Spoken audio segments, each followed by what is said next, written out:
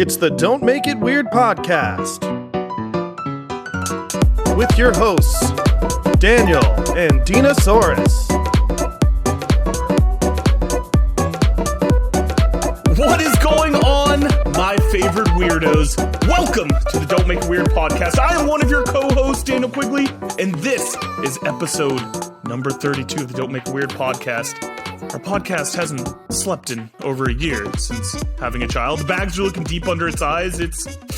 Oh God, it just wants to sleep so bad. But it's fine. It's fine. Everything's fine. Don't even worry about it. Thankfully, the person who is not sleep deprived is the co-host of the Don't Make It Weird podcast, the talented, tactical, thrifty team captain of the tribe herself, Dinosaurus. What's up, Dina? Hey, I'm feeling pretty well rested. Oh my gosh, look at you. For the folks at home, again, you need to be looking on YouTube right now because Dina is looking fabulous. The hair is on point. The outfit's on point. She's drinking from a mug. I mean, how are we feeling today, Dina? I wore this tiara on my wedding day, and I feel fabulous.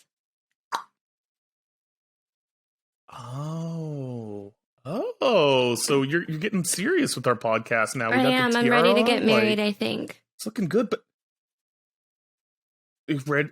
I hope Tim's ready, but you look a little chilly. Like you got some goosebumps there. What's going on? I am. I'm a little cold, but I think I can use our new Don't Make It Weird blanket to warm me up. Oh! It's life size. You guys should buy it in our merch store. You can cuddle with us. It's true. I do like cuddling. Producer Sean, big fan of cuddling, but you don't know him. He's not here yet. So, just know that he's into it, guys. But you know who also is into cuddling? The cuddliest guest that we've ever had. This week, we are bringing on a writer who is on sub with his horror novel. Oh my God, his horror novel, The Tribe. He's an amateur Jell-O enthusiast, a bourbon lover, and he has recently gotten himself into some hot water on Twitter with a certain tweet about Frosty the Snowman. Please welcome back, friend of the show, Alexander James. What's up, buddy? What is going on? You guys look phenomenal. Taking it up a notch for that trad pub. Hey, listen, we dressed up just for you. I love that. I think everybody looks amazing. Yeah. I wish I'd had a vest, because I feel like a vest really adds the classy level up a little notch, and it does. I like that we're matching colors though. We got purple on purple. Like, I mean, I like it's a subtle thing, but people get it, Yeah. I mean, you're looking frosty, for that's for sure. You know what? I'm feeling frosty. Daniel. I don't know. You know who else is feeling frosty? Audience, he has the magic in him. Every time he touches this show, he turns it into gold. Everybody knows that he's got the magic in him. When he edits this show, Shannon comes snapping at him. Now everybody wants that producer Sean magic. Was that the end? That's it. I'm not going to say hi, Sean. There was no button on that, so I wasn't sure if that was the cue. Okay, here we go. Well, I mean, hi, everybody. there we go. Thank you for leaving me awkwardly in pause right there. That was fucking brutal to listen to. Don't worry, I'll extend it in post. Oh, no. Just drag out my awkwardness. Oh, yeah. Really make you sweat for it. Oh. That's what she said. Yeah, gotta make it work for Alex. Wait. Oh, I saw that. Did he know? Buffalo Alex. Buffalo Alex. Oh, you got buffaloed. Wait, which one's the buffalo? We finally got someone. Quit saying that. We've gotten people. Buddy. Tell me what the buffalo is. That means you have to finish your drink. You drank with the wrong hand. Did he just You have to drink with your off hand Down all that night. bad boy. No, he's a righty. Yep. Okay. Oh God. Okay. Great way to start the episode, guys. He got Good job, Sean. Yeah, we're getting him. We're getting him good. Yeah. Oh, Kelly reminded me earlier that we missed about buffaloes on Alex multiple times last time he was on the show, so I was keeping an eagle eye out. I don't think that's true. getting ready for it. I don't think that's Getting excited. Listen, I edit the episodes. Before we even... Yeah. Daniel's delay is so bad today. Yeah, it's really bad. It's so bad. I'm delayed? Is that what's happening? Yes. 'Cause I feel like I'm off. You are. What's happening is All right, we're let me- done talking and then we're waiting for you to respond and you're just like you're listening to us on delay. Yeah, okay. No, there's no delay. That's just Daniel. I definitely have to be... Yeah, His brain is just I like felt going like off the whole time. I'm like, dude, why is this... beep, beep. I was wondering why all the timing was terrible. Can I leave and come back? Will that help? Please? You could try. It's so bad. All right. All Daniel hears in his head is that dial-up modem sound that we That's all what I'm had in like talking the about. early 2000s. Sounds like you're trying to fuck a cartoon bunny. Oh my god. 346 minutes later. When he comes back, we should pretend that the delay is even worse. It just like stays silent. Just Oh 10 seconds my in between God. each thing. That's Yeah. devastating. Daniel, did you say something? You haven't spoken for like 5 whole minutes.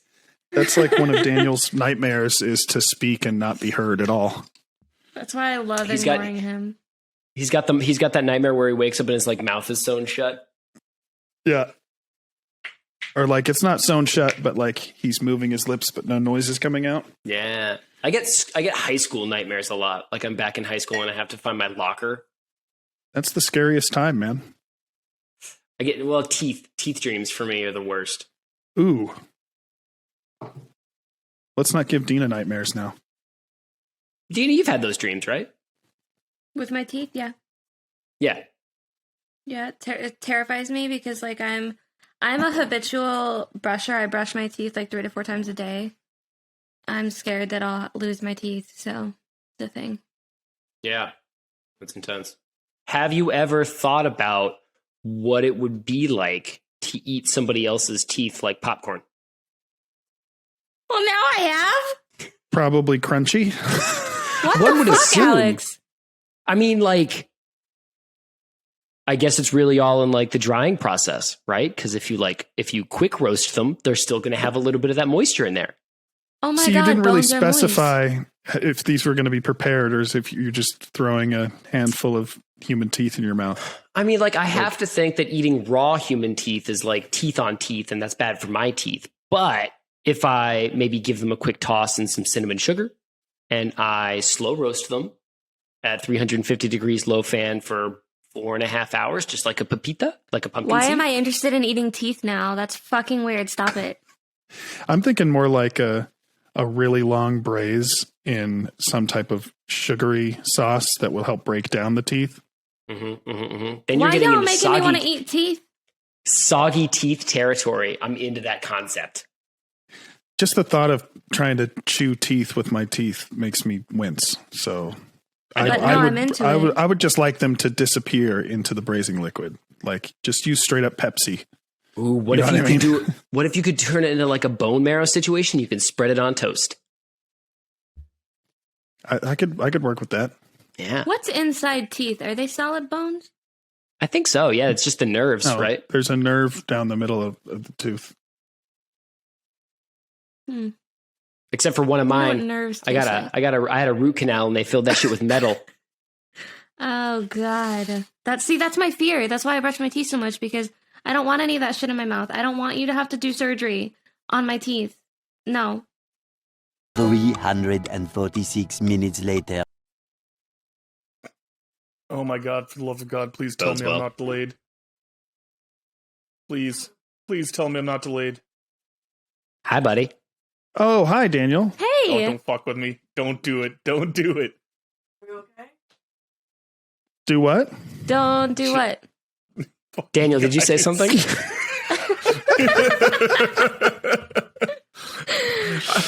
I need to know everything's okay, guys.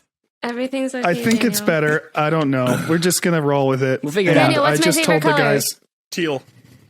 Oh! Hey. Oh god damn it. No I'll take delay. that. I'll take that. Okay, so I did create a backup plan, Daniel, just in case this doesn't work out. I have like 40 something hours of footage of you that I could just cut together old stuff. Just have me say all the different words. Yeah. Remember what they did to Chef when Isaac Hayes left South Park? Yes. So sorry about that, guys. I don't think it would be a episode with our boy Alexander over here if we didn't have internet issues, and this time it was my fault. So but I had to come back to you, Alex. I had to because I need to know about the frosted tips. Can you just tell me? First, let's just back it up for anyone that hasn't seen what happened on Twitter, the phenomena that was your post. Tell the kids at home how this all started and what happened. Oh, I'd love to. I woke up on Saturday, just a Saturday, and thought to myself, damn, I need one of those draft tweets because I got nothing happening in my brain this morning. And I didn't have one. So I said, if this tweet gets 1,000 likes, I will frost my tips. Swear to God. And I assumed, because I am a mediocre white man, that nobody would pay any attention, rightfully so. So color me surprised. They did melon. Yeah, and I mean, listen, I'm proud of our Twitter writing community because this stretched far. I mean, we banded together and we came together as one unit with one dream in mind, and that was to see you get those tips frosted. Yeah, I was dismayed, to say the least. So what happened when you woke up, you saw the 1,000, like what was going through your mind? Like what was your life like in that moment? So, like I said, I tweeted it on Saturday morning, and like most of Saturday, it caught like a small amount of attention, but like the like stayed under 300, I think. So like only increased my irrational confidence.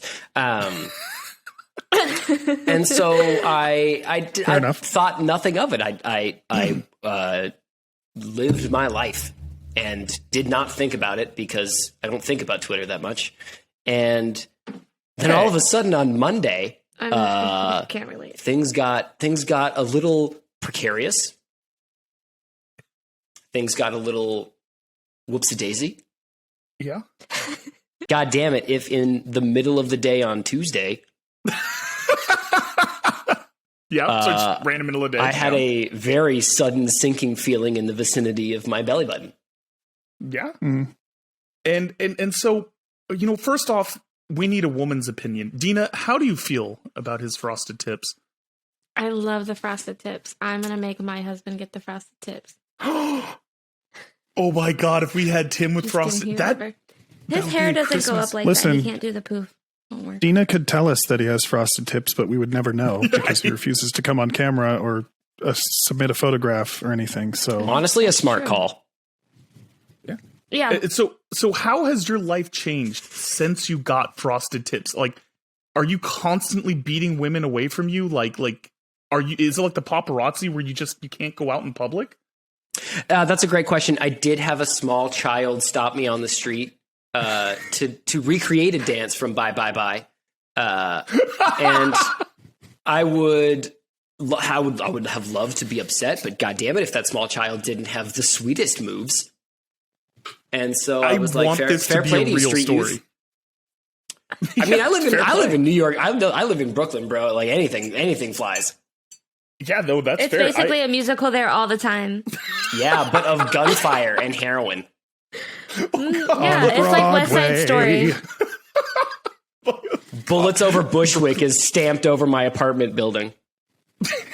Every goodbye is jazz hands. Every goodbye. Everyone. I just picture people start beef with him at his place of work, and it's just like a snap battle. Like it's just West Side Story. Oh yeah, Sharks versus Jets, except it's Frosted Tips versus the rest of you motherfuckers. That goes on a t-shirt right there. That goes on a shirt. So, I'm just so excited to constantly check back in the progress of Frosted Tips. Listen, I'm proud of you because it takes a real man to step up and to go follow through on this bet. I mean, was there ever a part of you that said, I'm just not going to do it and I might never go on Twitter again? Absolutely not. Are you sure? I swear to God. From the moment I tweeted it, I had a small inkling because again, I am a mediocre white man and nobody should pay attention to me. Very handsome, very sexy. Thank you.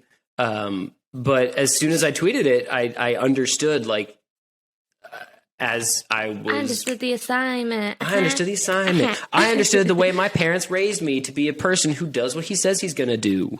Oh, you're a man of your word. Yeah, man of my word. That was a very I heavy appreciate Juno thing to say. At the end of all of my roads, I'm a man of my word.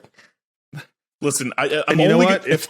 Sorry, go on, Sean. Sorry. If that didn't earn a follow from you for @DrunkScribe on Twitter, I don't know what will. Yes, sir. And listen, I might have to come back to the frosted tip questions. I'll save them because I have so many more. We could do an entire show just on the frosted tips. But Are they just the tip of the Please iceberg? seize your time. Yes, sir. Yes, ma'am. Sir, Please seize your time.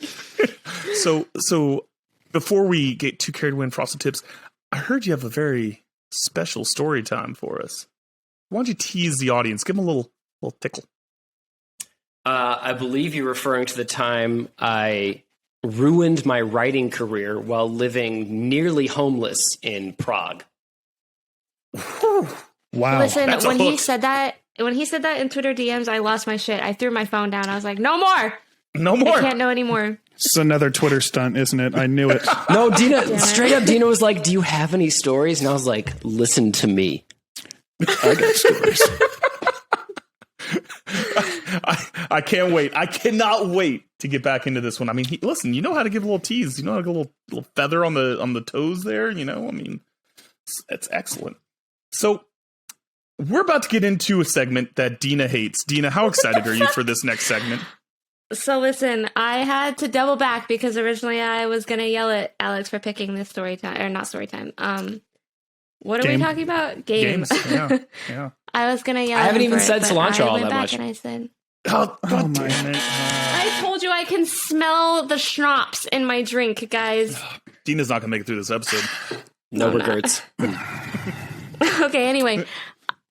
I forgot what we were talking about again. Talking about the game Super segment, fight. Dina. Super fights. I yelled at him because I didn't want to play, but then I was like, you know what? This was going to be Daniel's Hanukkah episode, and it's not. Yeah. So we can play Super Fight. We're bringing my bigger super fight. And listen, at first I was shocked. And then I got a little offended that you would come to the champ. Because normally I have to convince people to do this. But you decided to come to me to drop the hammer, to drop the challenge? That's some chutzpah. I did. I love arguing and you. And so I'm into it. So listen, once I heard you drop the challenge, I haven't even told Dina and Sean about this, but I want to up the ante. I want to up the stakes of our fight 1v1. Please I frost have your a tips bet if for you you. lose. Oh, well. No, I can't. Hold on. literally- Give I me literally- We change. having a corn. Here's the gauntlet. I don't have money for that. we can crowdsource this on Twitter. I've done the research. It'll cost you $27.50 on Amazon if you want to do it at home.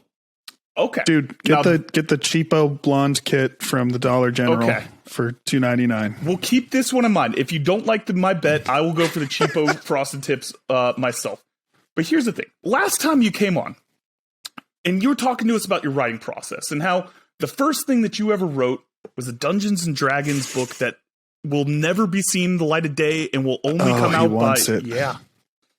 Yeah. And here's the thing. He wants it, Alex. I want it, Alex.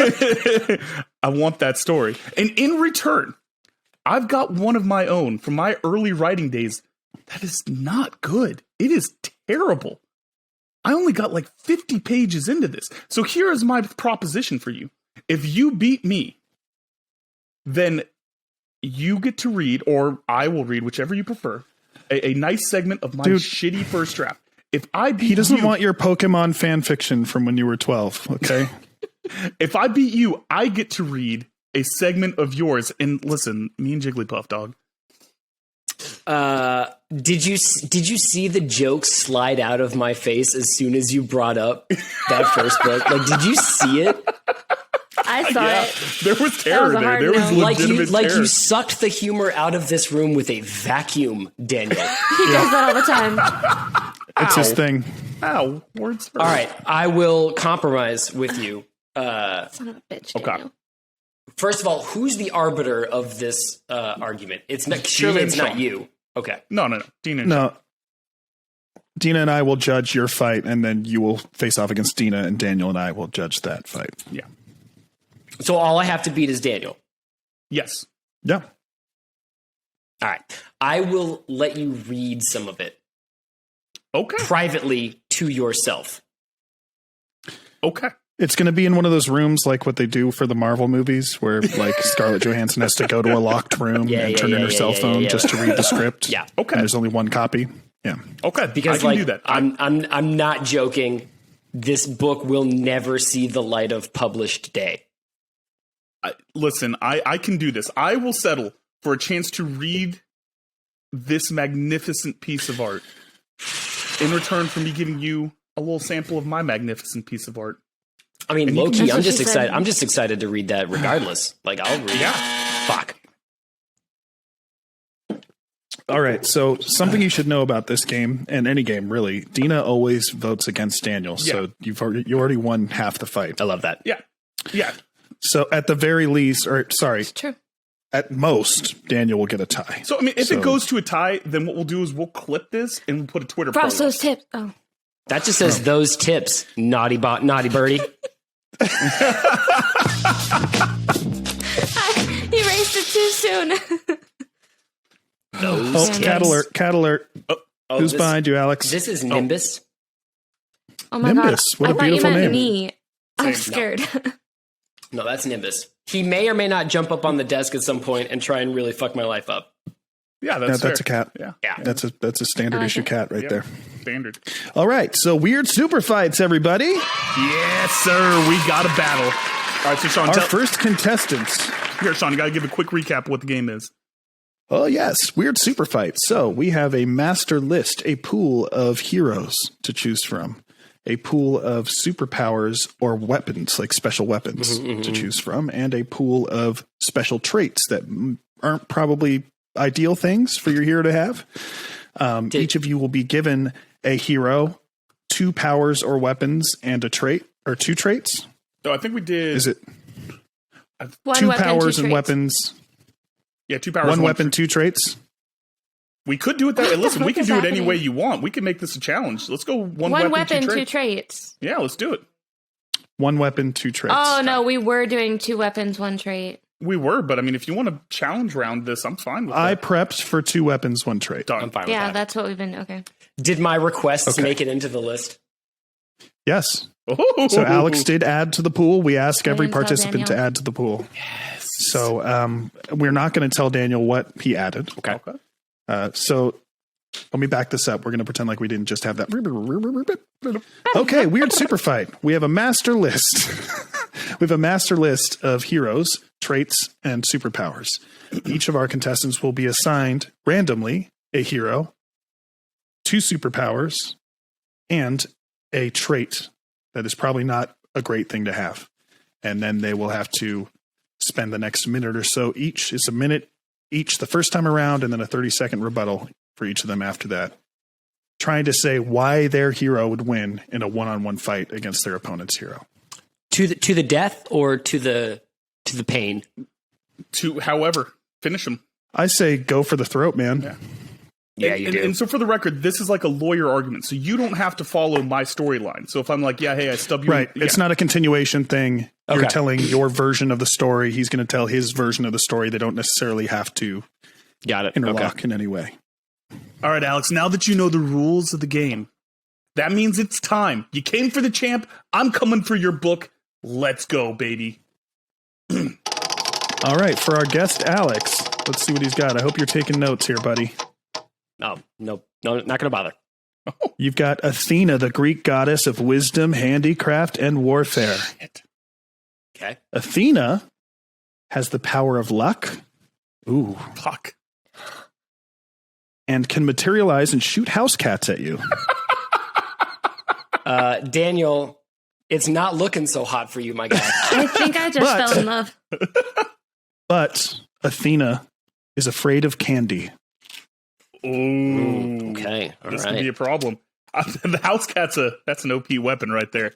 Wait, that's literally an Achilles heel. Hey!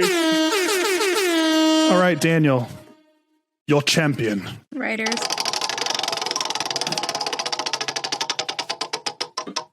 Daniel, Yes.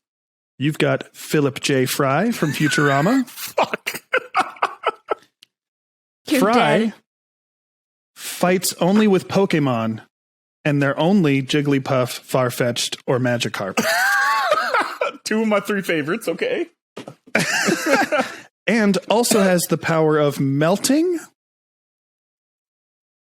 which I don't know what that specifically I did means. That Oh, I one. thought there was It like an means that they object. melt.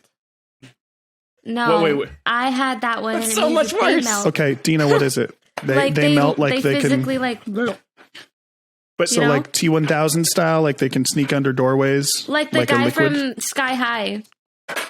Oh yeah, so like Alex Mack I don't. for those millennials in the room. I don't know Sure. what that. Okay, is it T1000? Can I just sleep?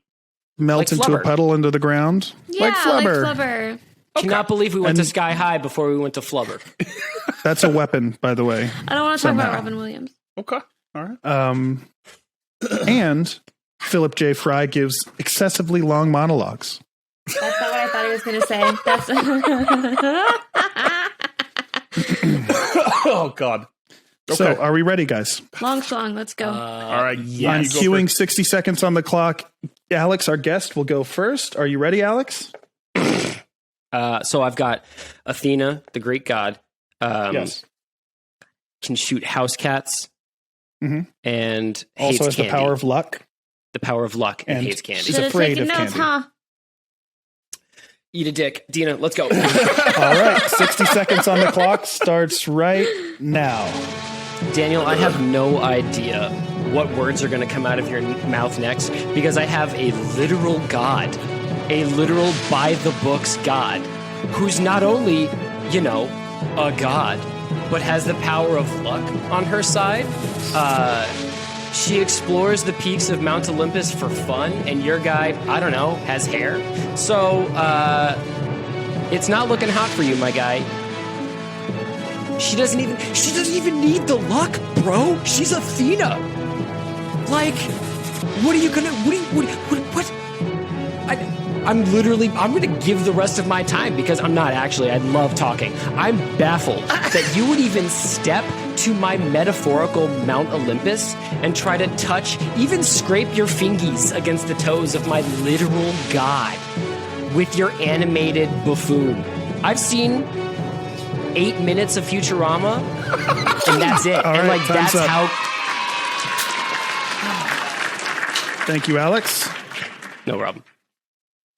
Daniel, 60 seconds on the clock starts now. Now you would think that this is a huge mismatch, a god versus Philip fucking J. Fry. But here's the thing you don't realize, buddy. Philip comes with the whole Space Express crew, all right, Planet Express crew. And in addition to that, he doesn't really know what's going on. He doesn't know who Athena is, so to him, this isn't even a big deal. This is just some person. He's fought aliens. He's fought other gods. But here's the thing. Philip only fights with Pokemon, so the first thing that happens, he goes into his pocket, but he's kind of dumb. And what he thinks are his Pokemon are Skittles. And he throws them out in front of Athena. She freaks the fuck out. And you know what? Philip's like, oh my gosh, what's going on? And he keeps on talking and talking as he keeps on, and candy is just falling out of his pockets because he's a slob, a dirty, filthy boy. And then, you know what? The Pokemon start coming out. He's talking away. Jigglypuff sings a sweet melody, puts Athena to sleep. Puts him to sleep. 1 minute's up. All right. You're going to have a 30-second rebuttal, Alex. Okay. Starting now. First of all, my literal Greek god isn't fighting your guy and his posse. She's fighting your guy. Secondly, she's Athena, the Greek god, so she knows that he has a finite supply of candy. Jigglypuff is one of the worst Pokemon, and I'm pretty sure she doesn't need to sleep. That's it. You can have the rest of my time. Fair enough. All right. He left 10 seconds on the table. So are you going to give that extra 10 seconds to him, or are you just going to say... Absolutely not. I'm going to eat it out of spite. Oh, Okay. all right. Then that's up. Okay. 30 seconds on the clock for Daniel's final statement, starting now. Jigglypuff doesn't give a shit about your Greek god magic. You are asleep to this motherfucker. If you played her in Super Smash Brothers, you know what Jigglypuff can do. Farfetch'd, he comes in with the leak hammer, hits him over the head. But you want to know what? Fry doesn't know how to kill people. He doesn't know better. But Bender does. Bender's telling you to bite his shiny metal ass. He comes in, finishes the job because he has no moral compunctions about meat sacks. And this is how it goes down, how Fry accidentally overcomes all of these odds and kills a Greek god. There's no way around it. You can't beat this many people. That's it.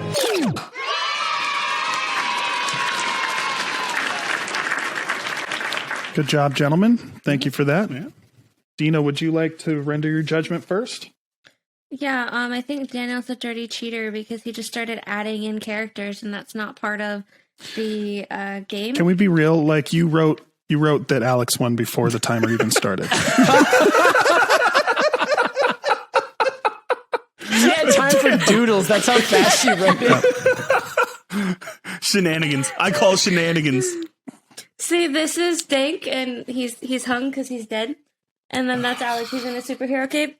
And then this is Dank shit. And that's a gold nugget that Alex pooped out because he won. This is a hell of a mismatch, all right? Hell of a mismatch. Okay. No, well, but you I for will real say, cheated, Daniel. Wasn't cheating. Sean. They all come together. If dinosaurs Okay, can I come think out of nowhere, Dina. And I lost. So the deck was immediately stacked against Fry. Let's be real. And Daniel did have to pull out all the stops to try to say that he was going to win, including trying to include the Planet Express crew, which really isn't an advantage at all. Lee was the only capable person, and you didn't even mention her. So it's like, oh, what are you going to send Zoidberg after Athena? Like, can we like be real about that?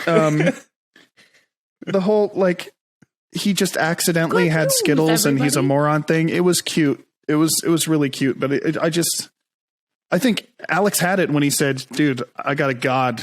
He could have just dropped the mic. He got me at Fingies. Plus with the luck, I mean, he didn't even use luck in his story, but like, Didn't need it. I didn't need there's to. just no way He had a god. that Fry wins this battle. It was a valiant effort, Daniel, but I think that Alex's secret first story lives in hiding another day. It just means I'm going to have to find another way to get this from him. There'll be another time you're on this honestly, show. Fair play to you for making it spicy, but like the RN Jesus was not in your favor there, my guy. I had no chance. But listen, that just means that when your book does get published and you come back on for a third time, that's just another opportunity for another bet. I'm not giving up on reading this story. And I want you to know that. I'll make sure with my dying breath that you never see it, Daniel. Damn, Dina. Why? Dina is motherfucker homie numero uno. Really, it's less about that, Alex, and more about her just stealing joy from Daniel. Yes. Nah, we from Spidey Brooklyn, tequila. bitch. Sorry. Bullets over Bushwick. All right. Dina, Okay, it's I'm your ready. turn. My body is ready. Let's go. Yeah. Alex, as our guest, you get your next champion first. Are you ready, sir? Please be Sherlock Holmes. Neville Longbottom from Harry Why Potter, could you have this last round? God. who No, has, I have- this is actually one of Alex's additions to the pool. Half a nunchuck. Half a nunchuck. Yeah, Just gotta- just half. And his other power is whatever Disney song they sing, they get their powers from any character in that movie for the duration of the song. Oh. Fuck yeah, baby. Oh. Wow, that's a new one. Their trait, however, is they spin around and use finger guns every time they use their power. Do a quick spin. So it's going to be like, I'm sorry. Is this supposed to be a flaw? Sounds like an Pew, advantage. pew, pew, pew. All right, Daniel. Or sorry, Dina. It's Dina's turn. Here we go.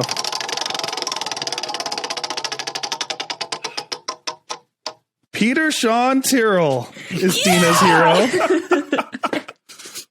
For the folks at home, that was our last guest. He's from Liverpool, speaks a made-up language, and is a writer. And if you don't buy his book, he will fucking kill you. Bloody hell. No, I can't. I can't do a Scouse accent, but maybe I can do British. Okay. You don't have to act as your hero. I kind of want to. Absolutely do. Actually, you have to act as your hero.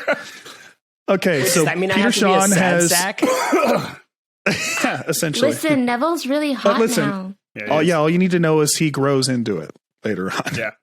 Yeah, he does. That's what So she said. Peter Sean has the power of fire. The power of fire. Oh. Okay. He also wields the drunken sword. Yes!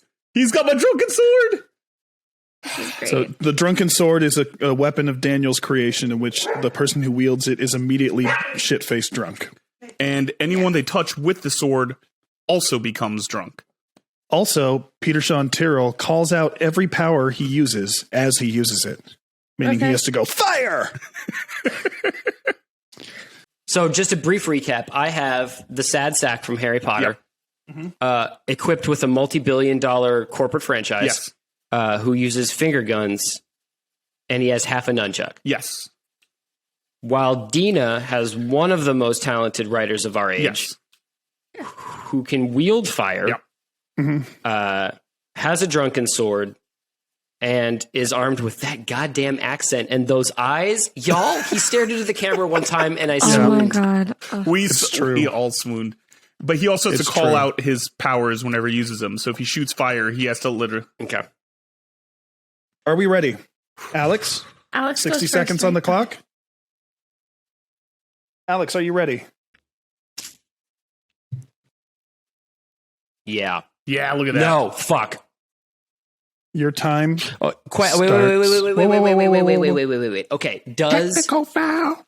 Does Peter Sean Tyrrell's inherent usage of the ability of fire as a weapon grant him immunity to fire a la Pokemon?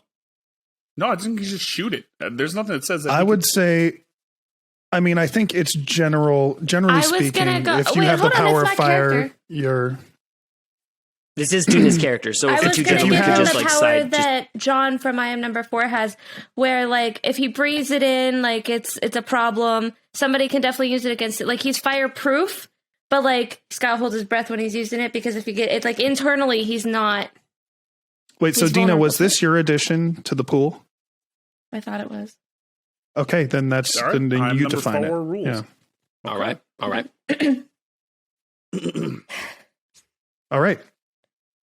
60 seconds on the clock. Alex, your time starts now.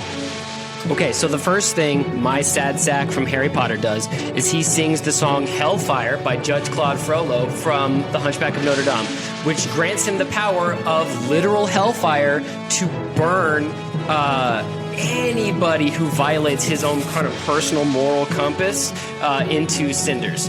So he's going to do that, and your homie's going to have to, I don't know, hold his breath for, I think, 2 minutes and 38 seconds is how long that song goes, which is going to be a bad time for him. And then my, again, sad sack from Harry Potter is going to dance up to Peter Sean Tyrrell, who's a writer and not really used to wielding a sword, and is going to hit him with his half a nunchuck, which is really just a stubby stick, but wildly effective in close quarters. That's what she said. And all the love to... Fuck! That can't possibly count against my time. All the love to Peter Sean Tyrrell, but he's not built to withstand hellfire. That's not in his DNA, as attractive and talented as he is. Time.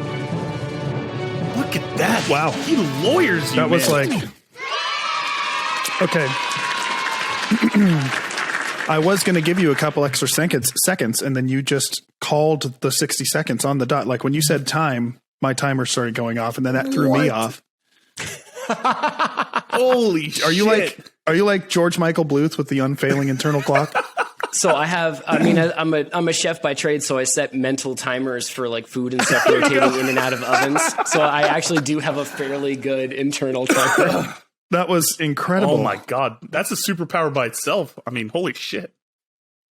Okay, Dina, are you ready? I'm ready. 60 seconds starts now. Okay, so I think that you have gravely underestimated my boy Peter Sean here because he is an excellent fighter, not just a talented writer.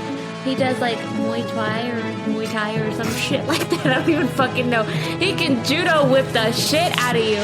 Anyway, you get close enough with your little firepower or whatever that you're trying to use, and all that I have to do is pull out my drunken sword. I'm gonna stumble a little bit, but you know what? I'm used to being drunk with this sword, so I've got it. It's locked and loaded. All I gotta do is touch you. Your firepower is null and void.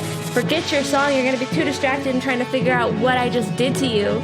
So then I can use my firepower and scream, fire! And you're just engulfed in flames, and that's that. Like, you're done.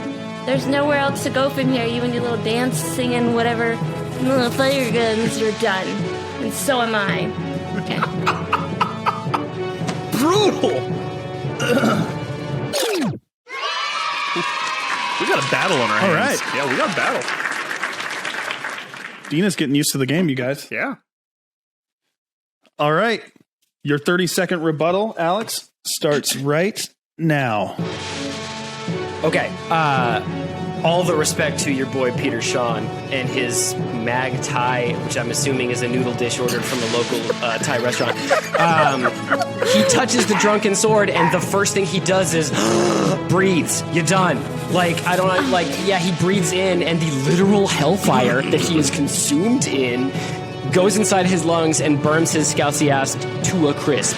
So, like, serve him on a bagel, put some cream cheese on him. He's done.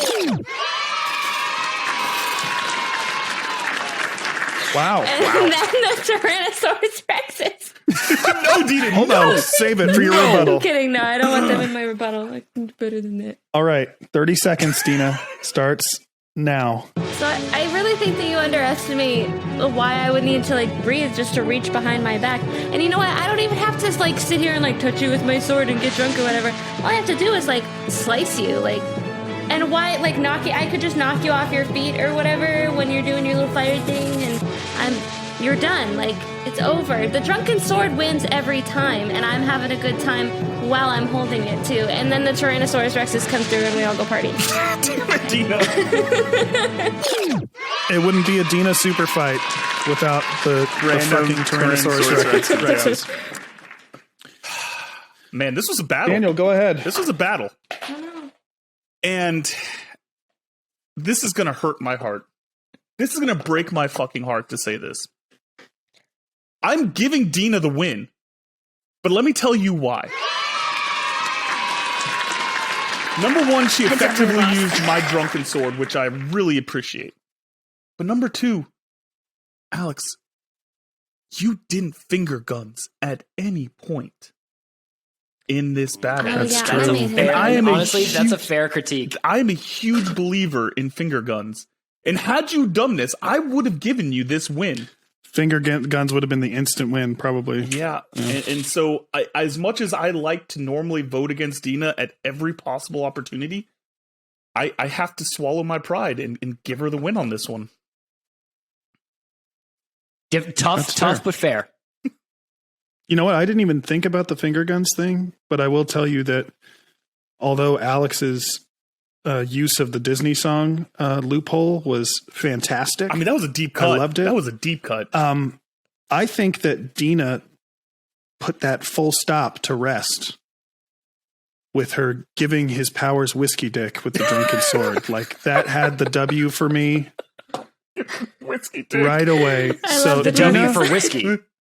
Dina, your growth in this game has been unbelievable. So proud. Congratulations. So proud. I really didn't think I was going to win that. Also, oh my God, he actually knew how long that song was. Was it 2 minutes and 38 seconds? Because I wrote that down. 2 minutes and 40 seconds, but I mean... Dude, this eternal clock is incredible. Bro! That's fucking Unbelievable. weird. Do Are you? you okay? I would love to like explain to you how furiously my brain cut through the Disney catalog. Because Lord Almighty, I'm surprised you can't see the smoke coming out of my ears. I want to. It was like the train smoke, like Yeah. I just want to put more of this timing magic to the test. I mean, his ability to tell time is fucking incredible. Like, I don't want to know that you looked it up or that you have a timer on your phone going. Like, I want to believe this is your superpower. No, this isn't like the last time where my camera cut out and producer Sean accused me of putting Jello enthusiast in my bio like that's something fucking humans do. You watched you of me that. the That was whole. me, Oh I yes, you think. did. Check the tape. No, producer Sean wait. said his camera was off. We don't know what he did. Oh, That's true. That's not an accusation. That's not an accusation. That's just a statement of fact. Kind of sounds like cowardice, producer Sean, is what it sounds like. He called you out. This Shots fired. fired. Holy hell. Damn. Oh my God. Do Okay. you guys remember He's when just he was a mad because lawyer for I my have the birthday? frosted tips. I have the frosted tips behind me, and he's mad about it. So. You do. I was a lawyer for your birthday, Dina. That was a great bit that ran too long and therefore was less funny for it. And I It have was actually regrets. really funny. I liked it. Yeah, I think we all it liked was it. really good. Yeah. It, Okay. Her face Anyway, where were when we? that whole montage started was incredible. By the way, Alex, did you notice all the sound effects and music I added to your bit? I did. Like Yeah, I I added love the city streets effects. and Yeah, yeah, I love Oh, it. Like the Alex slow didn't do zoom. that? No, that was No, I optional. did. No, Oh my God. It less impressive. honestly, that whole bit was a collab between me and Sean because I wanted to do something funny, but like Sean was really one of the masterminds behind like that whole thing becoming alive. That's incredible. he was like, I have a bit that I want to do. Is that okay? But it might end up being long. I don't know. It might suck, but like, I just want to try it. And I was like, dude, I don't care. Do it. You have a bit. You're going to plan something. Like most people are just saying, hi, Dina, happy birthday. And you're going to do a whole thing. Do it. yeah, fuck And then yeah. I was like, dude, that was great. You're getting the lead off position. Oh, yeah. Like Yeah, it you're was batting really good. first, buddy. So The truth comes out. But you know what, guys? It's time for another truth. It's time for Alex to share his truth with us. He has been making eye babies with the audience for this entire episode. He's been teasing us, courting us with his story time. Oh, yeah. It's time, buddy. It's time.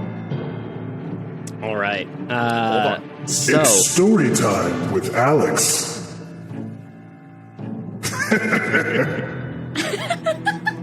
sweet Christ. All right.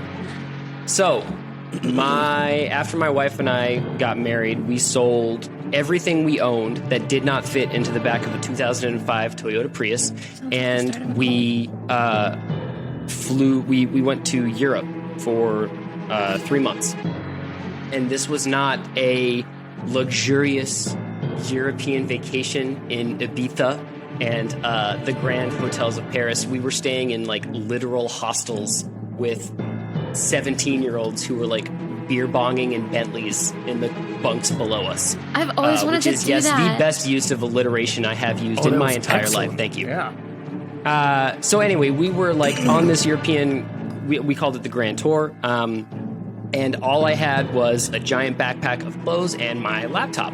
I had written my first book, which, as you know, was a colossal dumpster fire want it of the so Dungeons bad. and Dragons. success. Huge Want success. it is what you so meant to Yeah, say. yeah, yeah. God, I want it. And I'd never written get it. like another book that I thought was okay, but I hadn't edited it, and so I brought my laptop, and I was banking on doing short stories while we were traveling because they're easy to do on trains, etc. While you're traveling places.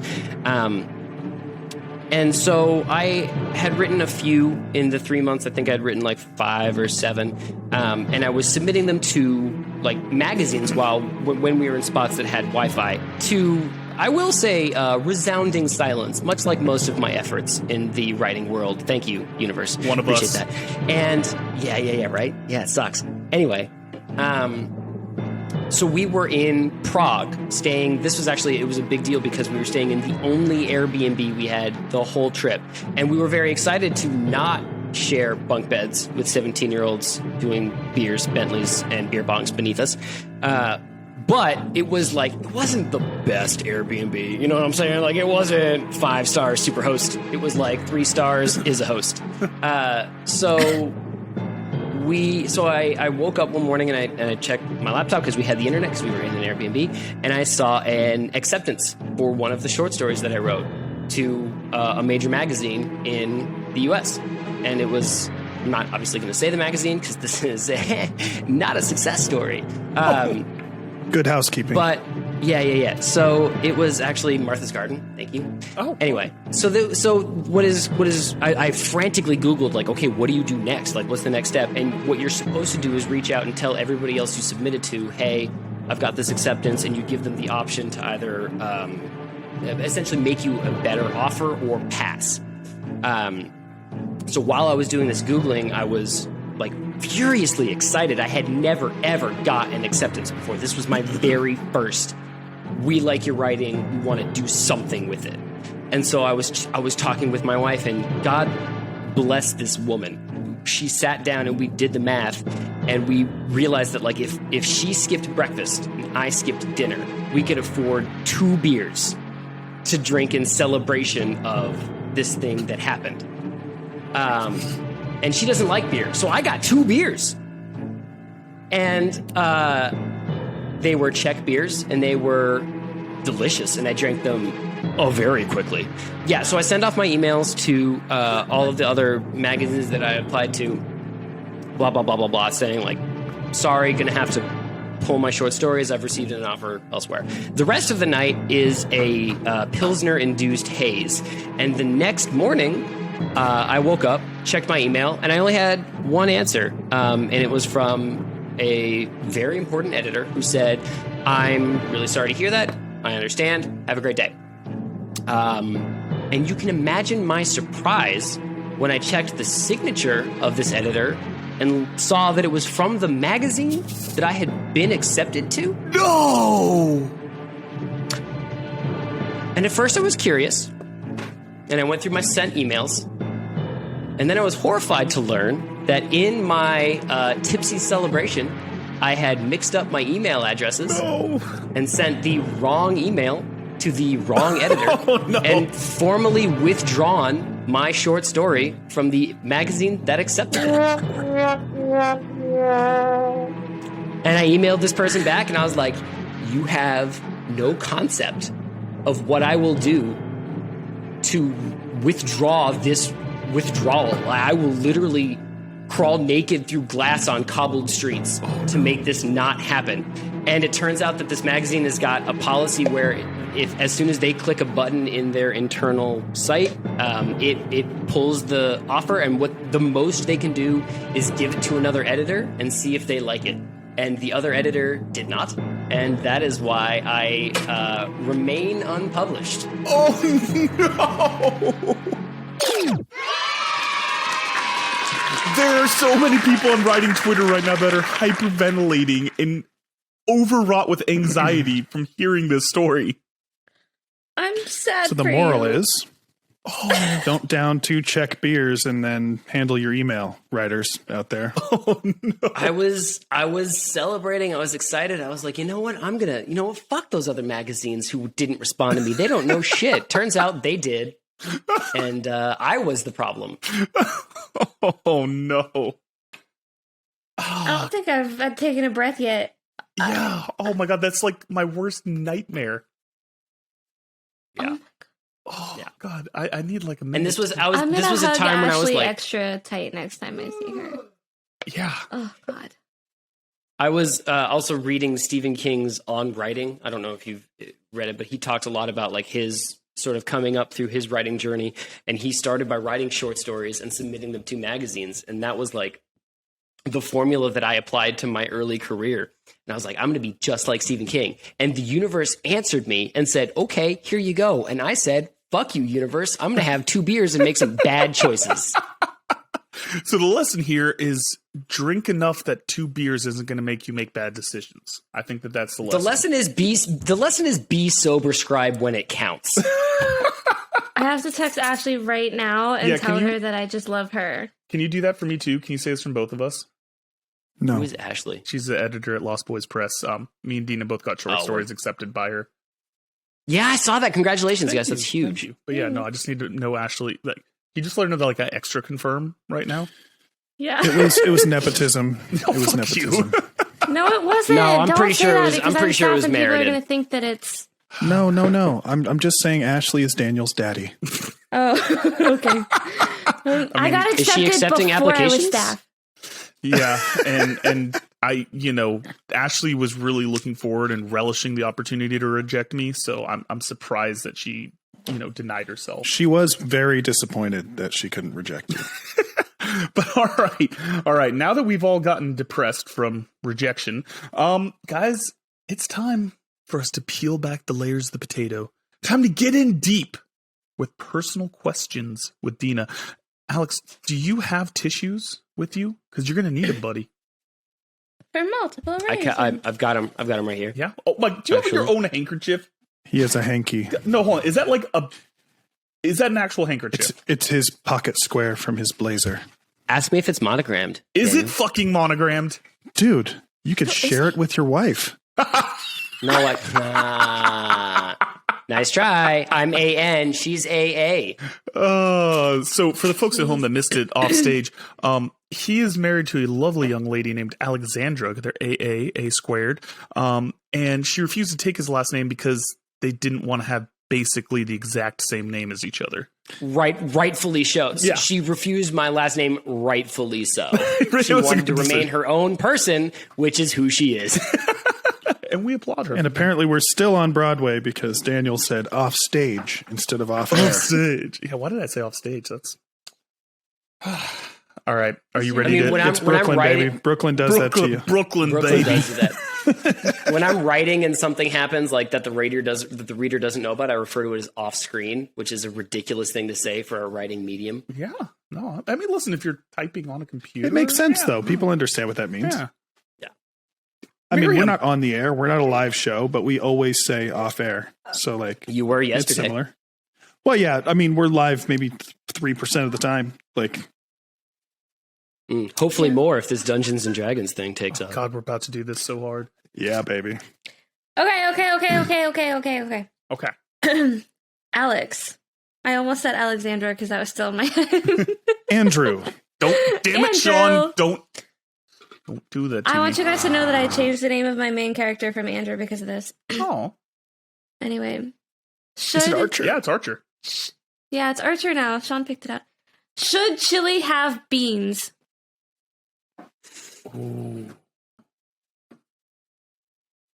Are you asking my personal opinion or my professional opinion?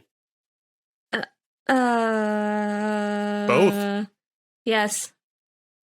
The answer is yes. Chili should have beans. If chili does not have beans, it's a shitty bolognese. I like that. Hot take. That is a hot take. And that was personal and professional opinion? That's factual, yes. Sean, So what's- why did what's you make me bolognese? pick?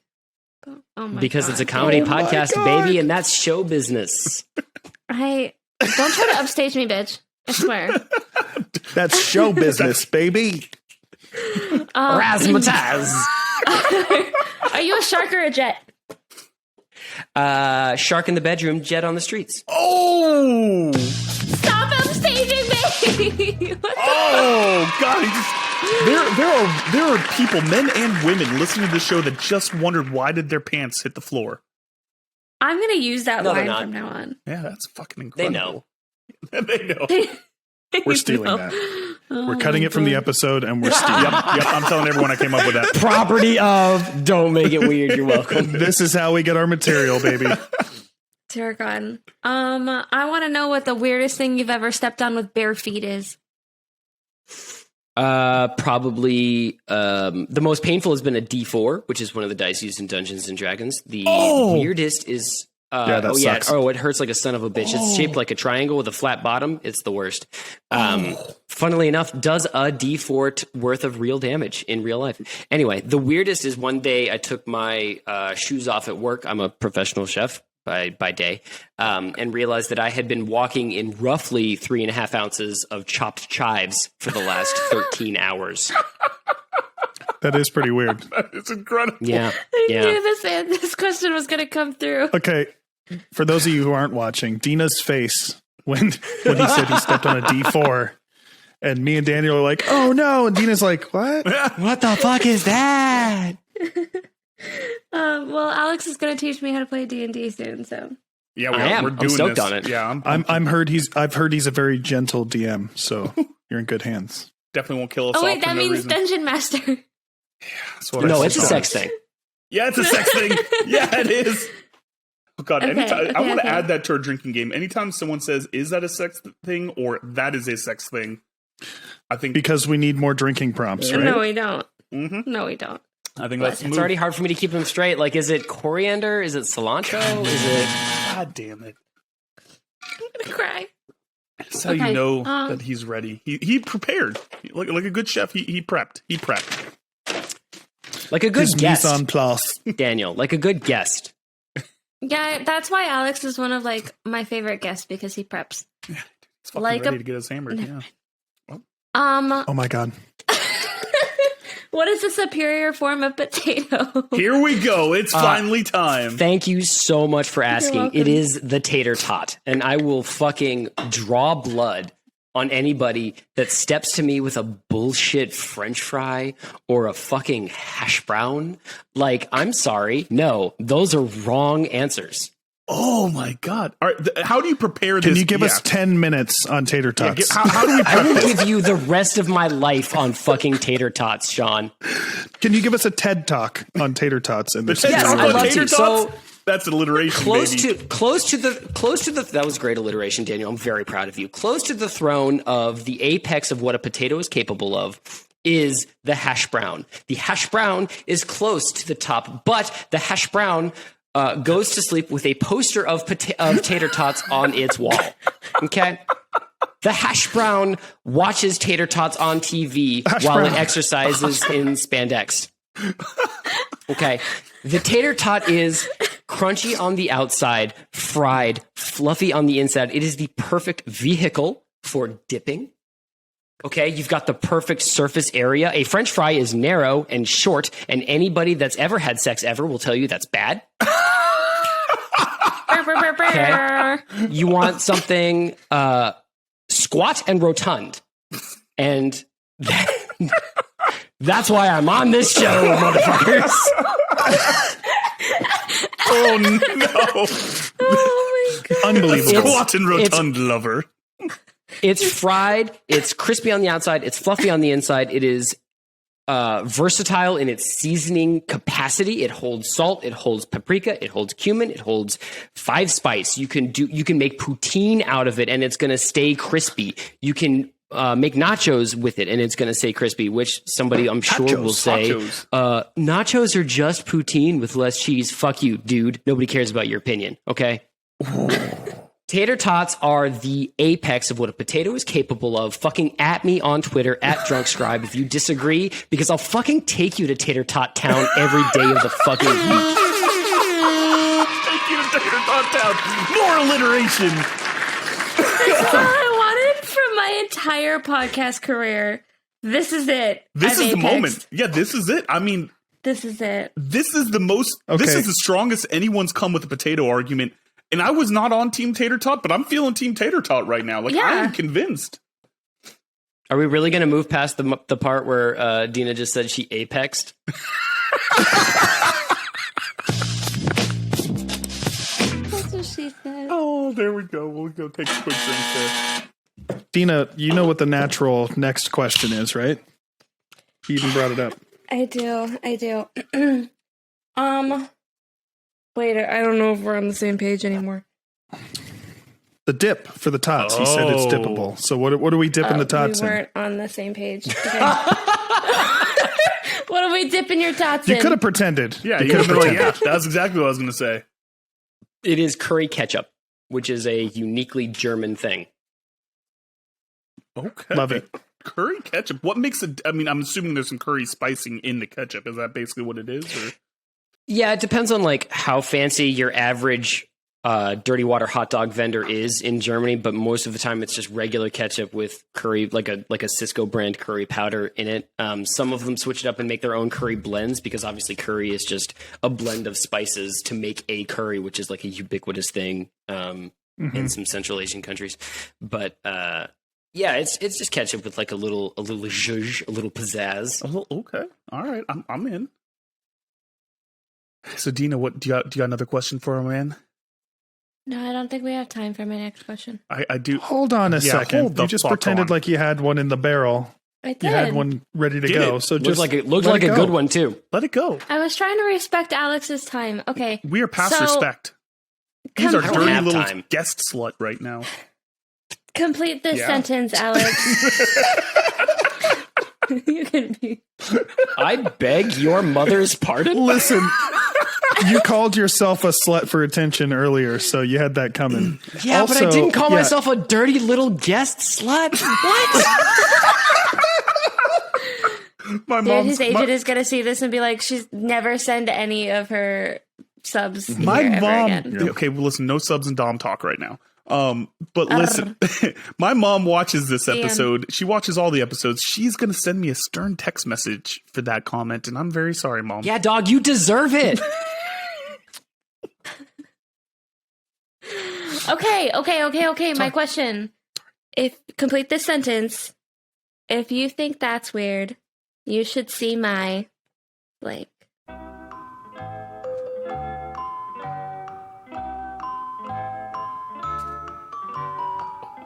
Fury. The steam's coming out of the ears. That is the first time you've had to think about a response all He's night. still thinking of Disney songs right now. I don't want to have to cut this. Yeah, I want you to. He's flipping through I mean, the Rolodex. only thing that's coming to mind is my collection of like semi-dried squirrel tail dildos, and like that kind of feels pretty mainstream. You know, that's really tame. Yeah. We've had at least 3 other guests Yeah. with the exact same collection, so you Yeah, gotta give us something hotter. I keep them nailed to the wall of the guest bedroom so that everybody who sleeps over knows that I Knows. dominate the space, and like that kind of makes sense. Yeah. No, it's fair. You picked that up in Prague, right? Traditional. No, that was You actually want to know what's Southwestern really Germany. bad about this? Huh. I just watched Sean do something horrible. Okay, she didn't even say words there. I have no idea what Yeah, I she didn't did. hear a single thing. Yeah.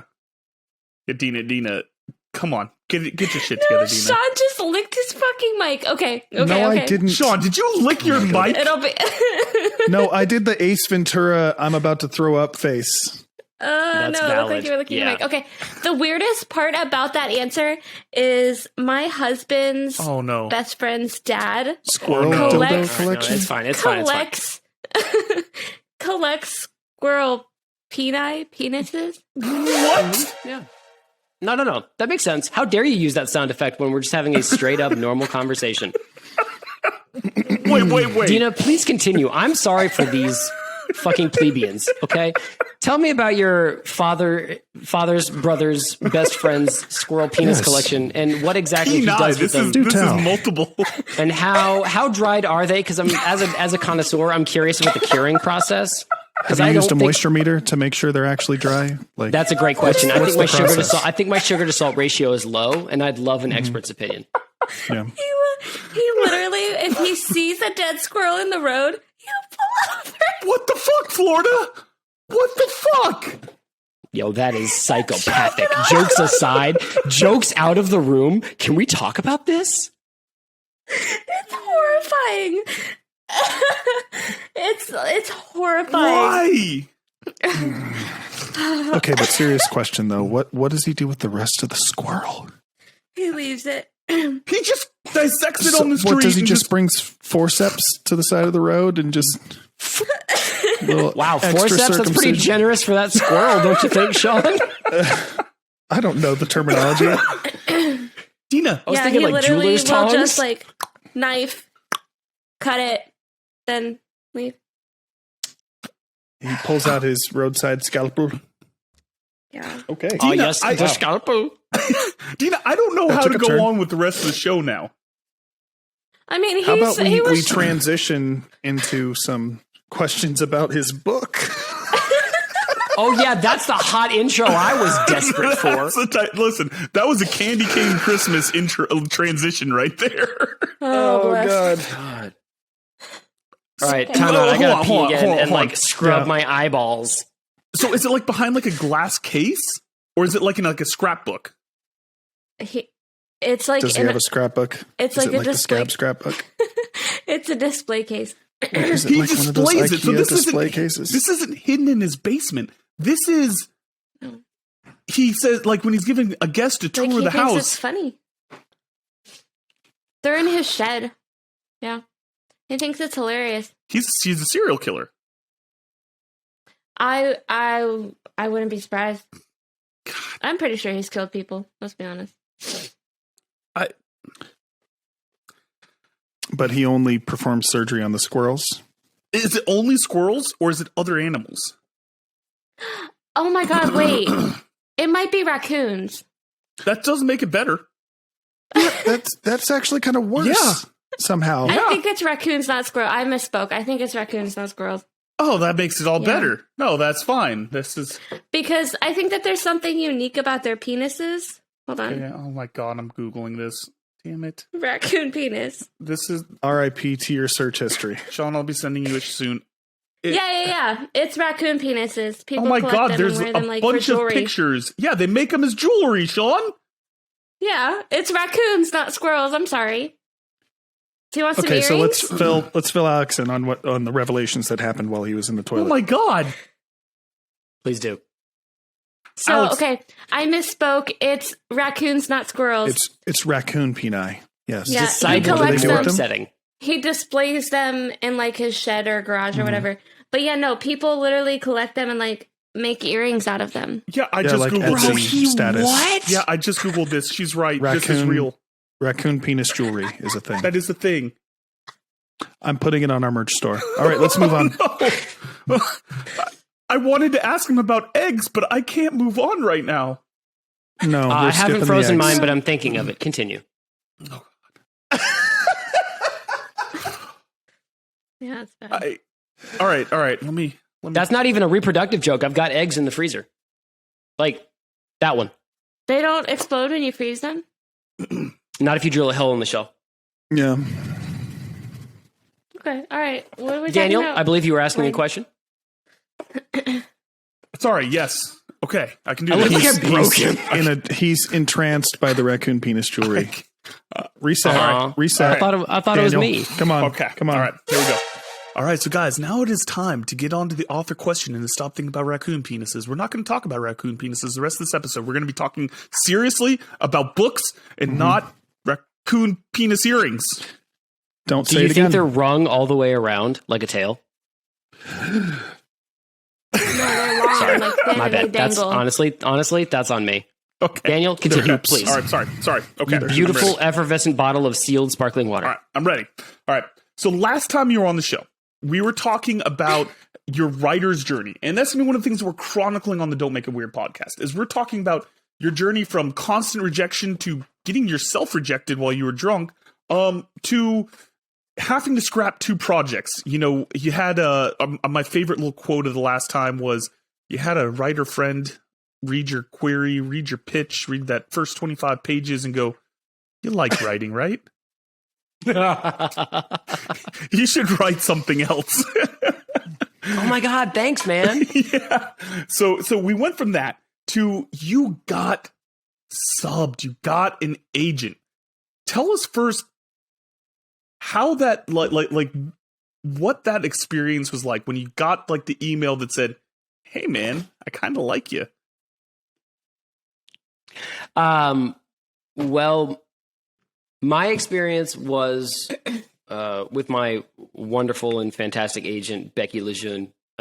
She hit me with a R&R, which in the industry is known as a revise and resubmit. I met her through Pitch Wars. She liked one of my pitches. I sent her my query letter in first 25, and she liked what she read, but asked me to change some things. So in the process of doing that, I was caught in a sort of suspended period of excitement where like I could almost be excited about something, but there was the very real and very present opportunity for me to horribly goof it up. So I was querying around and I still had Becky with my revised pages sort of in the background. So that I feel like it was like 2.5 months where I lived in that sort of like will I, won't I world, which was, it was a rough 2.5 months. Could not for the life of me tell you what happened in that 2.5 months. So when I got the email, I was sitting at my desk. It was like a Friday morning. I was off work because work. And I had a distinct feeling of like, this didn't just happen. Like I have red pilled into the Matrix and like something is happening to like the Alex who wishes he was this Alex. And my fingers were shaking, and I was like texting my critique partner Taylor, who's amazing, and I was like, what do I do? And she was like, answer the email, you fucking dipstick. So I answered the email, and Becky asked to speak on the phone, which is sort of the fuck yeah, rip it and grip it, baby. Asked to speak on the phone, and we chatted a little bit about like my writing style, sort of like what I had going on, and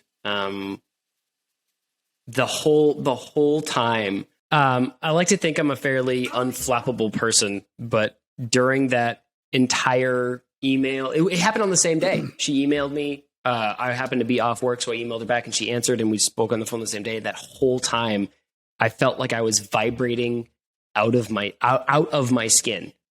Like my hands were shaking very badly. I was pacing my living room, talking to this incredible person in this industry that I was desperate to be a part of, essentially trying to bargain with her, or at least I felt like I was trying to bargain with her as to why I merited a chance, her time, her effort. Yeah. And so, I mean, that was imposter syndrome at its finest when I saw the email came through with an actual contract with my name filled in at the bottom.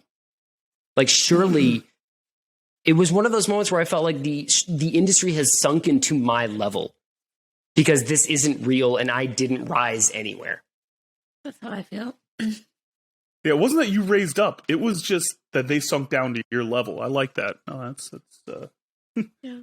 So Mike, backing up a little bit, because we talked about how your first book, by your words, was a dumpster fire. Your second book, you were told facts, probably just move on from it.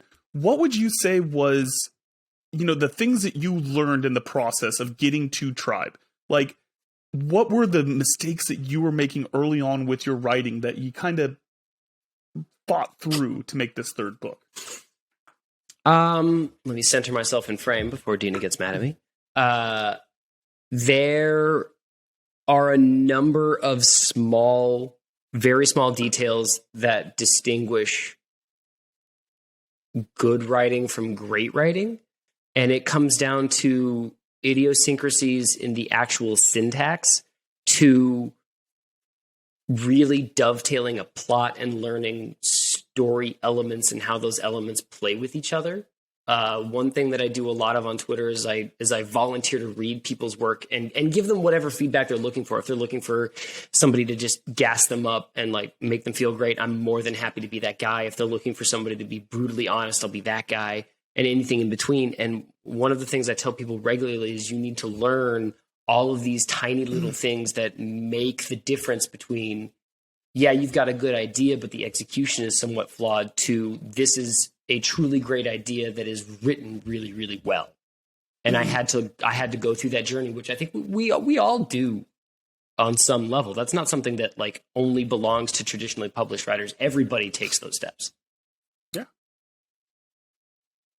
I don't have a question, Daniel. Okay, that's fair. I was just giving you the opportunity. I didn't want to. Yeah. No, go ahead. And so as you're kind of going through this journey, you're improving your stuff. You've now got that agent. And I know you're working on new projects too while you're at it. What's it feel like writing in this new element now versus before you were found? Now that you're found versus before you were found. I think it's, for me personally, there's a great sense of relief because I've found somebody that not only believes in my work but knows the steps to go next. Like, for example, when I pitched Becky, once again, my wonderful, talented, lovely agent, this new book, I didn't write a query letter. I didn't write a synopsis. I just emailed her and said, "Hey, I got a new thing. Do you want to read it?" And she said, "Yes, obviously, of course." Oh. That's got to be nice. You don't even have to go through the steps. You just say, "Hey, check this." It was honestly surreal. Like, I haven't written a book that I haven't then had to struggle to like query and write a synopsis for and all of that shit. I have a book. Yeah, I mean, I'm sure it's hard enough to just write something, but then to get it in front of people's eyes is a whole other thing. Yeah. Well, I would say it's not necessarily difficult to get it in front of somebody's eyes. Anybody can click send on an email. I think it's very difficult to get feedback or like an answer in any capacity. Right. Yeah. Yeah. We always talk about the form letters and all of that. Yeah. And just having someone that says, "Hey, listen, I like your other stuff, but this one isn't up to par, or I love it. You know, like it makes absolute sense. And so on that, you know, track, now that you've gotten your own progress, I think it's time for us to hear a little bit of this progress. Here, you've got a special reading prepared that I believe Dina is going to read for us. Dina's going to try her best to pronounce these words. Does Dina have it? Yeah, I have Dina it. does. I read it earlier. I'm going to give a brief. Yeah, go ahead. I'm not going to call it a prologue because it's not 8 pages of exposition and world building dumped into a single brick. Is he anti-log? Oh my god, are you? No, I do love a good prologue. I'm anti-exposition and subbing internal monologue for actual plot. Anyway, what you're about to hear is an excerpt from my new project, Felix and the Art of Floating. The main character. Thank you. The main character is a line cook in this excerpt and is on the line, as in the parlance of kitchens, having a bad night. Fire, 6 mixed, 4 scallop, no crouton. Felix, give me 8 soups, a scallop, and a crab. Rich, 8 ribeye, 3 mister, 2 medium. What the fuck are you doing? Chef, I gotta go to the bathroom. Rich paused, half in and half out of his station like a deer in the headlights, hands on his apron strings. The fuck you do, Tom snarled. Stay there and fire 8 steaks. 3 mister, 2 medium, 4 mid-well, and a well done. Piss after you get the steaks on the grill. Felix, where the fuck are my soups? Ah, god damn it. I recoiled from the steam well, waving the droplets of boiling water off my hands. 3rd fucking brain of soup tonight. Bane, not brain. Sorry. 3rd fucking bane of soup tonight. I only had 2 more and it was barely 6:30. Coming, chef, 12 all day.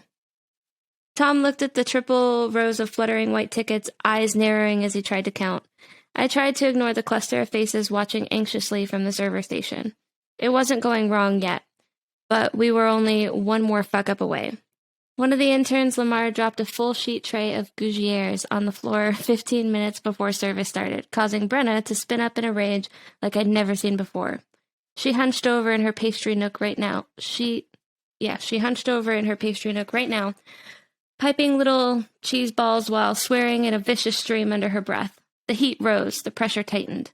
Just another Friday night at Evergreen Pine. Best new restaurant, best new chef. We'd been sprinting since 5 p.m. 12, 3 no garnish, 1 extra hot. Extra hot? How do you want me to make it extra hot? Throw it in the fire for all I give a fuck, Felix. Just make it hot. Lamar, stop what you're doing. I said stop. Where's Donna? Donna, get back on garde manger? Garde manger. Before I level your boy there. Donna plucked the bowl from Lamar's shaking hands, muttering something in his ear with an "it's going to be okay" pat on the back. He turned the corner and fled downstairs, ostensibly to grab something from the walk-in, but more than likely to also have a quick cry in dry storage. We've all been there. We've all been there, no shame in it. With Donna on my left, I felt like I had solid ground beneath my feet for the first time that night. Felix, I can take your soup. Pour it in here. Sophie, Annie? Sophie. Sophie called from the other side of her station, handing me a small sauté pan. I poured a ladle and a half into the pan and handed it back. Doing all right, short round? I asked as I leapfrogged my crab puffs over the warming corner of her box. An odd contraption like 2 shoeboxes stood on their skinny sides made of wood, filled with red-hot coals and topped with wire mesh. Chef Jones ate a 2 Michelin place in NYC and saw it during a tour of the kitchen. Just another of the awesome changes he brought back with his awards. If one more table orders that fucking risotto, I swear to Christ. Sophie, fire 2 risotto. A muscle tightened in the corner of her jaw. She looked like she wanted to hit something. She'd been strung tighter than bombing wire since spring. Hey, it's gonna be okay, I winked. It's just food, right? She slapped a pan on the 4 burners she had on her station. Get out of my face, Felix. Yes! Fuck, that was good, man. Well, thank you. All right, hold on. Man, that was good. I felt like the chaos and it was snappy, and I like the little Indiana Jones short round reference, and like yeah, I was like short round. Oh shit, that is good, man. I'm excited. So you kind of went to a place of knowing. So I guess give us a little bit about what this story is about. I'm assuming obviously line cooking and cooking in general, but I assume, is it more a general nonfiction, or is something magical going to happen at some point? Well, I've got a quick pitch written if you'd like that. Yeah. Okay. Yeah. Elevator pitch. Yeah, elevator pitch. Excuse me, please read my book. Anyway, so chasing the title of sous chef, Felix will do anything to keep his pill addiction a secret. But when a familiar face steals a promotion out from under him, the voices in his head howl for revenge. In the fight for his sanity, he's teetering on the edge of a knife. Oh, shit. Send me it now. Very flattering, thank you. Fuck, man, that sounds incredible, man. I'm pumped up. I'm a sucker for voices in your head. Oh. Dina loves a good voice. Off the wall, Daniel? Off the wall? Yeah, let's do it, man. Dina, let's go first. It's your off the wall question. Cookie Monster is your new sous chef. How does it go? Honestly, pretty good. Pastry chefs legendarily have an incredible palate. So I can substitute his lack of, I'm going to say, knife skills and maybe sort of general station cooking know-how with his palate and his ability to determine if something needs more fat, acid, salt, or heat. Or cookies. And as long as there aren't any cookies in the immediate vicinity, I think I'm solid for him and his He's attention just going to span. want to add a cup of sugar to everything, but we're good. That answer was incredible. That is spot on. He was ready. He didn't even hesitate on the Cookie Monster. No, he prepared for the Cookie Monster question. Yeah. He already Yes, had I've it locked prepared and for loaded. every question you have tonight. Thank you. Yes, every single one. God damn it. Even raccoon penis? That one, I will admit, that one earned a 5-second pause. All right, I got My this. brain You're apparently fixating. wasn't You're fixating. wasn't on crack in that moment, Dina. So, all right, here you go. No. You have a veritable cornucopia of raccoon penis at your disposal. You have to cook up a 5-star dish. How do you prepare and serve the raccoon penis to your high-end clientele? Is it fresh or cured, a la Florida Man? I'll let Sean answer this one, Sean. It's fresh. Okay. So the first thing I'm going to do is Crusty brine metal it oysters. because wild game has a very bitter irony taste, sort of any cut you go. So I'm going to brine it in a since it's fall going into winter, I'm going to go with apple cider, sugar, vinegar, bay leaf, maybe a little star anise, maybe a little cinnamon. Give that a 24-hour brine overnight. So I'm going to sous vide that low temperature, high time, really cook those protein strands without shortening them and making it tough. In addition to that, sort of like as a side, whenever I'm in doubt about how something tastes, I always go with what that animal eats because those flavors are naturally going to resonate with whatever's in the meat. But beyond raccoons eating meat, they're woodland creatures and they reside in sort of like deciduous forests. So I'm thinking maybe like a wild potato, maybe like a wild grass. So I'll probably do like a thumbling, a carrot puree, maybe roasted to get a little sweetness. I'll take those greens, I'll blitz them up and make like a carrot top pesto. And then I'd probably do like a seared parsnip and basil or some kind of herb, something to really resonate those like fall flavors. Holy shit! I would eat that. I would eat that too. Did we all just agree hold on a that we're going to second. eat raccoon penis? Yeah, we are. Alex, have you ever watched Mythical Kitchen? I have not. No, I've never even heard of it. Okay, so you'll probably like it. It's a YouTube channel. This guy, Okay. Josh Scherer, he's a chef, and he cooks all kinds of crazy shit, but he's also cooked all kinds of animal genitals in As like, one does. That's what it in does. very gourmet ways. So I feel like this is adjacent to that, and I feel like you'd like it. Just saying. That, Oh, yeah. Mythical Kitchen on YouTube. You just blew my mind with that answer. I really thought that When we were going to stump I- you. When I inherit my uncle's house in Brooklyn when he dies, Alex is cooking me dinner. Fuck yeah. We're working on that. Yeah. we're working. Yeah, I'm working. So, guys, it is time. Jesus. It is time for the segment that everyone loves, especially Dina. It is time for Cringey Copulation. And in this one, I have a very, very special two-parter for you. So the first part is less an actual story and more a tale from Korean mythology that I feel like is very relevant to our conversation. Don't read ahead, Alex. Yep.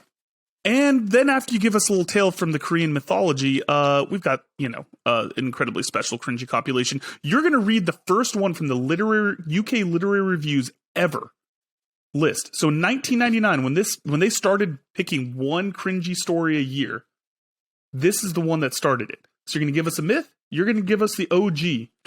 Alex. Yeah. You're not reading, are you? You look like you're reading. No, your face shows disgust Yeah, that's right just now. the words coming out of Daniel's mouth. Where am I reading from? Twitter DMs. Hang on a second. I'm so excited for this because it's going to ruin Dina's life, and I'm here for it. Am I going to take my earphones out again? Yeah, definitely. No, it's not. You can't tell her that ahead of time. You got to make her experience it. Oh, sorry. No, it's going to That's be what fine. she said? Yeah. God damn it. You're welcome. All right, so real quick, I'm just reading this first one that you just sent me, Sean. Yep. Oh, yeah, baby. There lived a prince with two genitals, and when it came time for him to marry, the king ordered his subjects to find a maiden with two genitals. But they were not able to find such a maiden, and in the end, the prince died. When he turned into a ghost, he sought relief for his unfulfilled desires by releasing himself in people's nostrils, which in people manifests as symptoms of sinus congestion in the early stages of a cold and progresses into the most disgusting runny nose they've ever had in their goddamn lives. I'm sorry, that's editorializing. That one's on me. Stick to the script. A variation of this tale features a maiden with two genitals, whose father posts an advertisement in search of a bachelor with two genitals. A young man who happened across a penis floating down the stream Floating penis, baby. picked it up Raccoon penis. to compare it with his own, but it stuck to his body, inadvertently leaving him with two genitals. Thus, the young man and the maiden wed and gathered much wealth. Get them two genitals, baby. In other variations, the heroine is a widow and not a maiden, or another young man tries to get himself another penis and become rich like the other bachelor, but ends up with a penis stuck to his nose? This tale shares its roots with earlier mythology, which feature oversized genitalia as symbols of fecundity and wealth, and serves as an important reference in understanding the archetypal symbols in the tradition of genital mythology. This narrative can also be read in relation to the popular belief that the size of one's nose is in proportion to that of one's genitalia. Yeah. That's not true. How big is Tim's nose, Dina? Yeah. Dina, how big's his nose? Nobody knows. Not a shower. Sean, you beautiful motherfucker.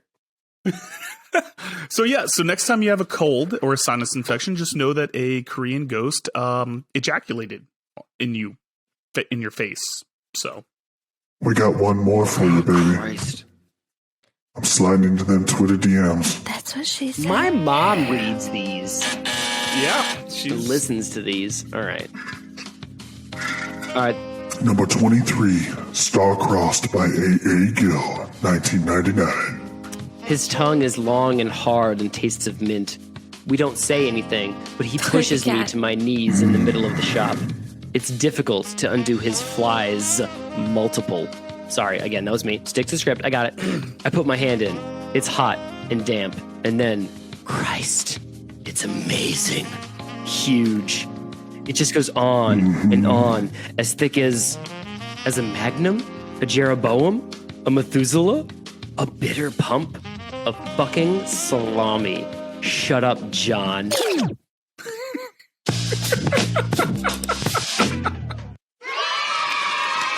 Oh, yeah, baby. Salami, baby. So I'm Huge nose so on that upset by having to read that. You signed up for it, buddy. I understood the assignment. I understood the assignment. understood the assignment. Okay. As a woman, I think No, Daniel- I think I'm just growing immune to you guys' bullshit. I hate it here. I mean, you see her. She's Dina, over, you were Hey, she's excuse over me. there on her phone. She doesn't give a fuck Bullshit. about us. No, I'm playing with my Tiny mic. mic. Yeah. Yeah, you are.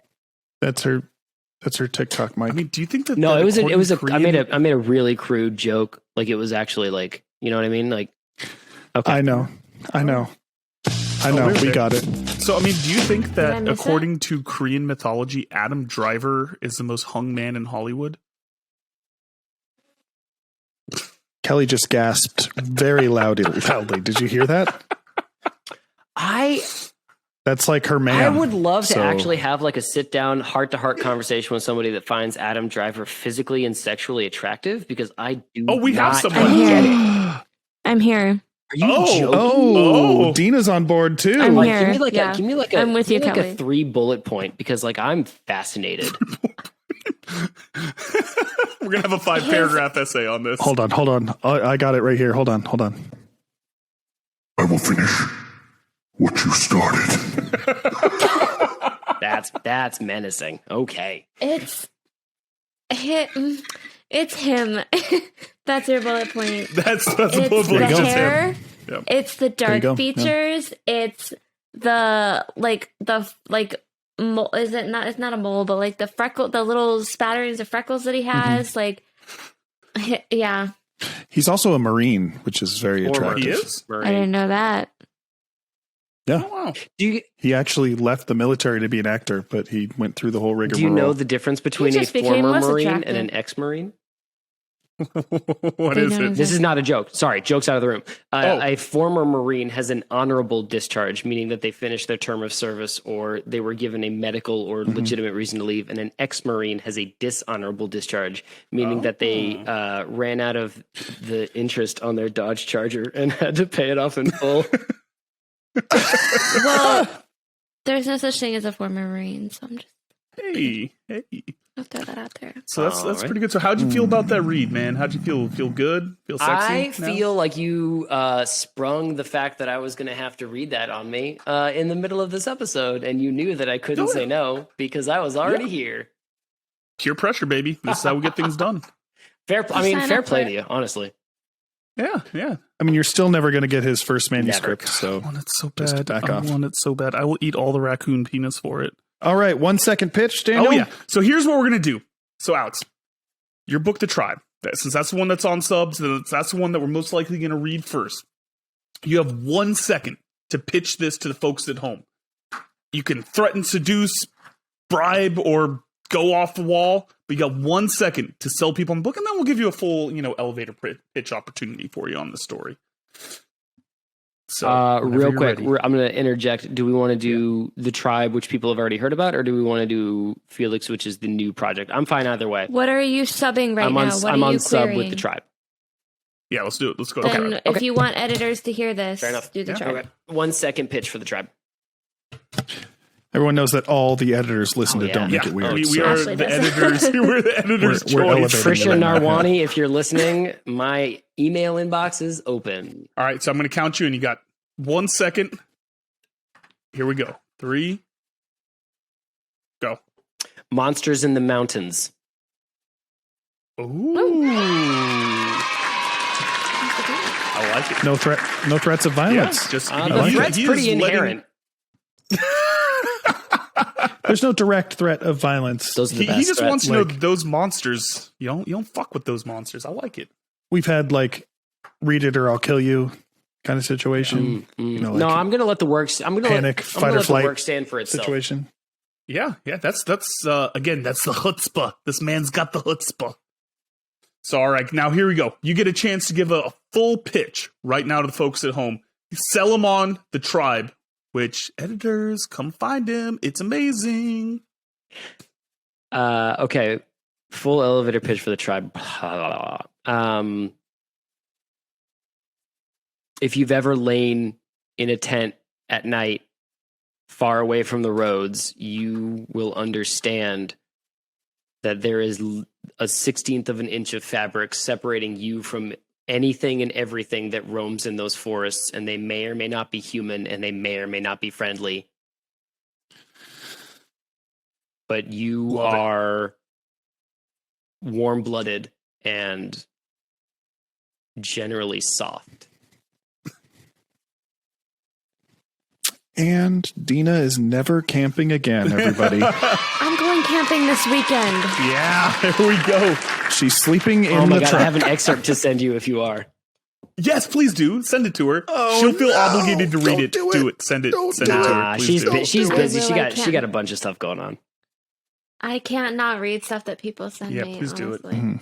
But fine, send it to me. I just want to read your shit, even if it's the good stuff and not the bad stuff. Dog, my email is or my website is in my bio. Like you could click on it and read a bunch of stuff.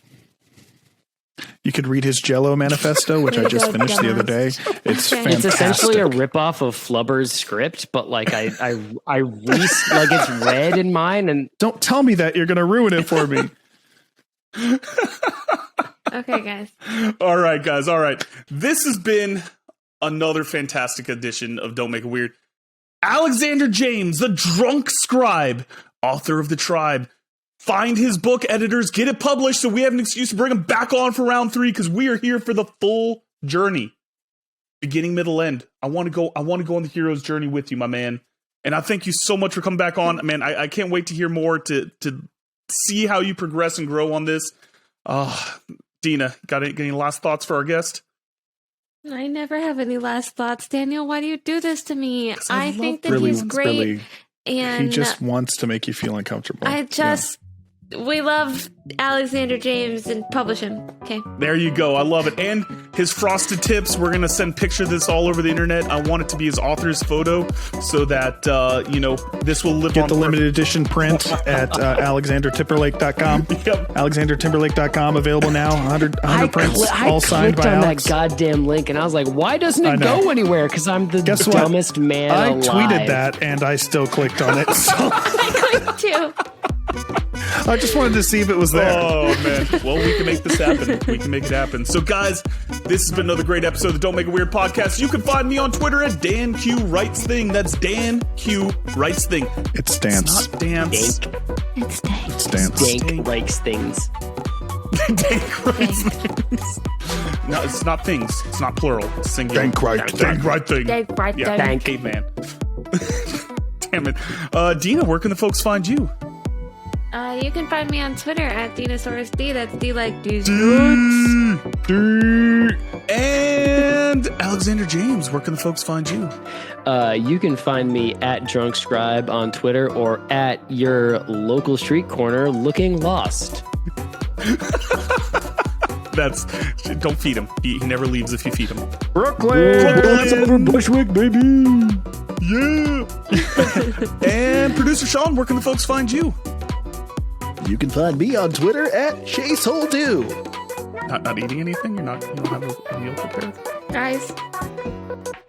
Are we doing Dina's that? Dina's gotta like Hold on. go. What, Tina?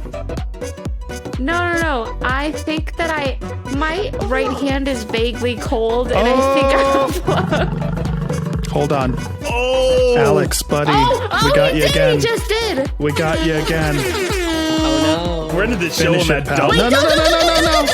Don't do that. Don't do that. Oh my god. That's 2 buffaloes. You did it again. Aw, beans. You just wanted to get drunk. Crack a new one, buddy. Yeah, get it going. We want the folks to finally get that He buffalo literally has to payoff. work in like T-minus 5 hours, guys. Holy shit, this is the best. Oh, look at that. Pinky up. No, he has to wake up in 5.5 hours. Fine. Yeah. There it is. There it Yes. A man of his word at all times. Do not call me All right. Sober Scribe. They do not, baby. All right, guys. It's time to get out of here. Jazz hands. You can't see them, but they're there. Yeah. Don't Make It Weird. Hosted by Daniel Quigley and Dinosaurus. Produced by me, Sean Holden. Theme song by Amaria. A very special thanks to our guest this week, Alexander James. You can find him on Twitter at DrunkScribe. This episode was brought to you in part by The Sink Pickle. The Sink Pickle. It's the reason you get out of bed in the morning.